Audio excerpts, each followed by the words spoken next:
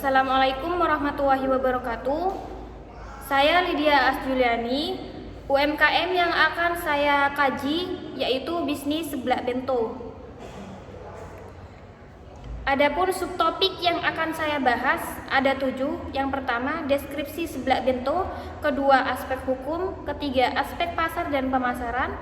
Keempat, aspek manajemen dan sumber daya manusia. Yang kelima, aspek sosial dan ekonomi serta dampak lingkungannya. Keenam, aspek keuangan. Dan ketujuh, hasil penjualan saya sendiri. Oke, yang pertama, deskripsi seblak bento. Masyarakat Indonesia tentunya sangat menyukai kuliner pedas. Hal inilah yang membuat seblak bento ini ikut meramaikan market kuliner pedas. Dan nama seblak bento ini sendiri terinspirasi dari kemasan yang mudah dibawa kemana-mana. Karena awalnya pemilik hanya berfokus pada kemasannya saja. Seblak bento ini didirikan pada tahun 2021 lalu. Yang kedua, aspek hukum. Suatu ide bisnis dianggap layak jika mematuhi hukum dan mampu memenuhi semua persyaratan perizinan dari wilayah tersebut. Pemilik ini dalam proses pembuatannya tidak menggunakan bahan-bahan yang berbahaya. Yang ketiga, aspek pasar dan pemasaran. Ada beberapa poin dalam aspek ini, dan positioning dalam bisnis ini yaitu membuat seblak dengan berbagai macam-macam varian dengan harga yang terjangkau oleh konsumen. Segmentasi dari usaha ini berasal dari semua kalangan, baik dari kelas menengah ke bawah maupun kelas menengah ke atas. Kemudian untuk target pasar, untuk target pasarnya yaitu semua kalangan, baik itu anak-anak, remaja maupun dewasa. Seblak juga merupakan salah satu makanan yang sangat digemari dan menjadi sebuah tren di semua kalangan, sehingga permintaan dari konsumen saat ini melonjak naik. Dan dalam hal ini tentunya memberikan adanya peluang besar untuk membuka usaha seblak.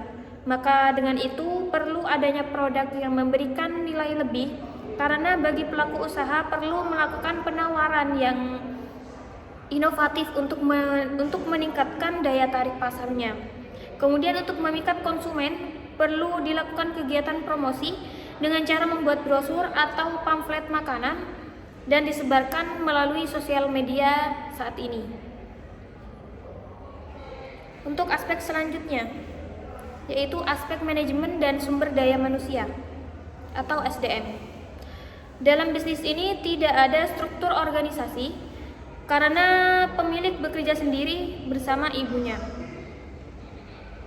Dan pemilik juga tidak menghadirkan jasa pengiriman online untuk diantarkan kepada konsumen. Jam kerjanya bisa dari jam 10 sampai jam 5 sore. Untuk selanjutnya aspek sosial dan ekonomi serta dampak lingkungan. Dari yang pertama, aspek sosial ekonomi. Seblak bento merupakan usaha yang berdiri sejak tahun 2021.